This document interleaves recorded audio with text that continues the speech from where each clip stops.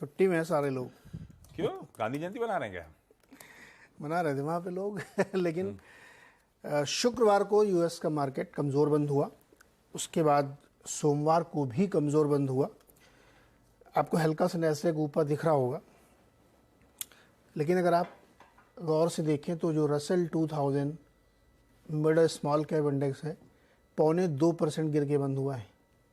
क्योंकि उसका वैल्यू उसकी बहुत कम है, 1800-1900 के आसपास, तो पता नहीं चलता 20-30 पॉइंट में, लेकिन एक्चुअली 0.2% गिरा है।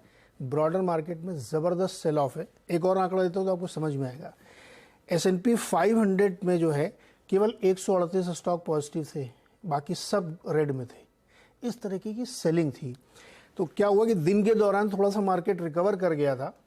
S&P बिल्कुल फ्लैट बंद हुआ तो ऐसा लगता है कि मार्केट संभल गया, लेकिन दरअसल वहाँ पे बहुत तगड़ी बिकवाली है और उसके पीछे कारण वही है कि वो शटडाउन वाला मामला तो ठीक है, 45 दिन की सुलट ही जाता, होता ही रहता, हाँ। उसका असर भी नहीं था। मार्केट को बॉन्ड यील्ड चिंता में डाल रही है।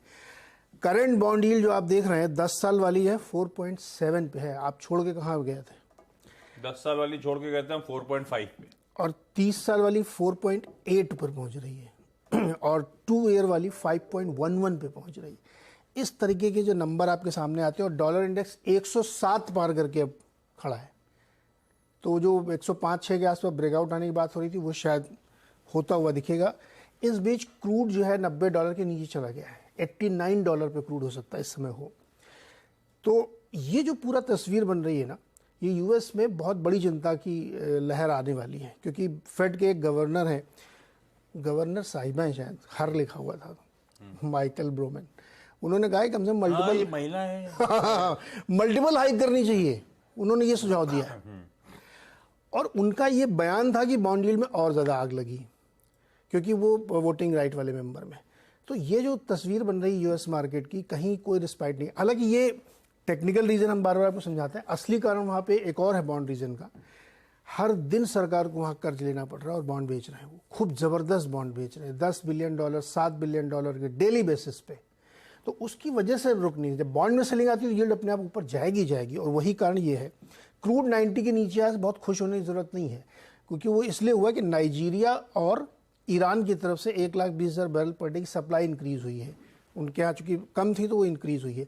अब इसका रिएक्शन आप ओपेक में देखेंगे, क्योंकि ये प्राइस क्रैश ओपेक बर्दाश्त नहीं कर सकता। आप ओपेक से फिर कट देखेंगे वो प्राइस ऊपर जाएगा। तो क्रूड को लेकर के मैं बहुत खुश नहीं हूँ।